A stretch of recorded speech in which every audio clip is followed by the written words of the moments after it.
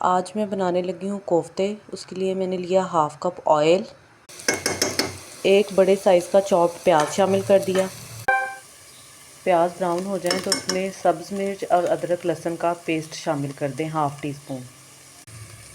2 بڑے سائز کے ٹماٹر لیے اور اس کو میں نے اچھی طرح گرائنڈ کر لیا تھا، اور شامل کر دیں۔ مسالہ اچھی طرح بھن جائے، ½ ٹی اسپون لال مرچ شامل کر دیں،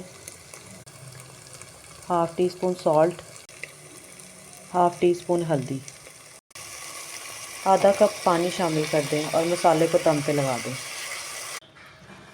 مسالہ اچھی طرح بھن گیا تو اس میں نے ہوم میڈ کوفتے شامل کر کے تھوڑا سا دھنیا ڈال دیا اور اس کو پھر دم پہ لگا دیا۔ یہ ہے جی بیف کوفتے کی فائنل لک۔ اگر آپ کو میری ویڈیو پسند آئی ہو تو لائک کر دیں، میرے چینل کو سبسکرائب کر دیں، یہ آپ کا پیار ہوتا ہے۔